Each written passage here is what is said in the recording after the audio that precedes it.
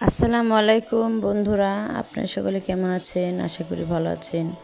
তো আজকে আমি ফ্রাইড রাইস বানাবো। তো এর জন্য এখানে আমি সিদ্ধ করা ভাত নিয়েছি, আর ওদিকে পেঁয়াজ মরিচ কুচি করে নিয়েছি। তো এখানে আমি ফ্রাই প্যান বসিয়ে দিয়েছি। তো এখানে তেল দিয়ে দিয়েছি, তেলটা গরম হয়ে এসেছে। এখন পেঁয়াজ কুচি মরিচ কুচি দিয়ে দিলাম। এরপর পেঁয়াজ মরিচটা একটু ভালোভাবে ব্রাউন কালার করে ভেজে নিব।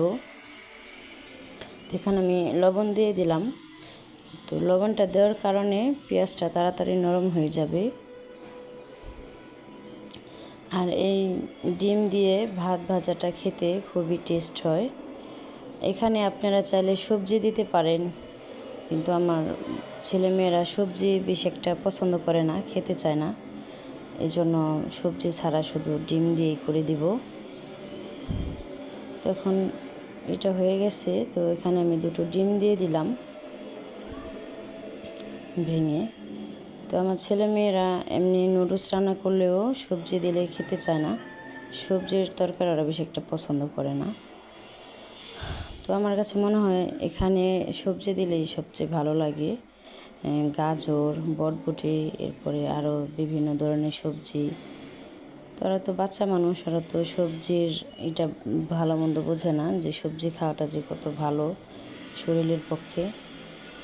তো এখানে আমি ডিমটাকে একটু ভাজা ভাজা করে নিলাম। ডিমটা যত ভাজা ভাজা হবে ততই ভালো সুন্দর একটা ফ্লেভার আসবে ডিম থেকে। আর এখানে একটু তেলের পরিমাণটা বেশি দিতে হবে।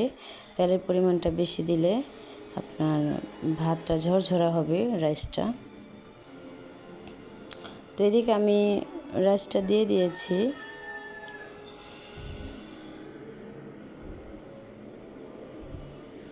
তো রাইসটা দিয়ে এখন ভালোভাবে নাড়াচাড়া দিয়ে ভেজে নিব।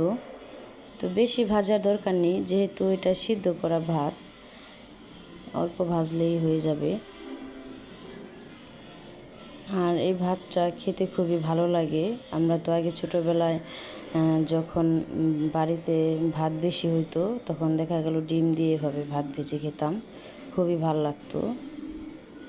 তা আমিও মাঝে মাঝে আমার বাচ্চাদের এভাবে ভাত ভেজে খাওয়াই।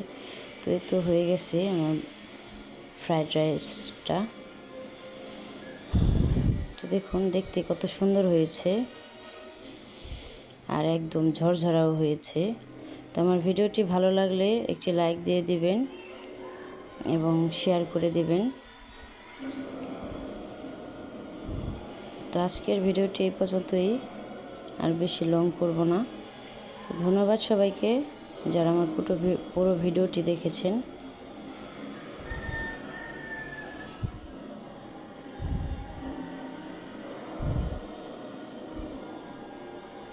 আল্লাহ হাফেজ।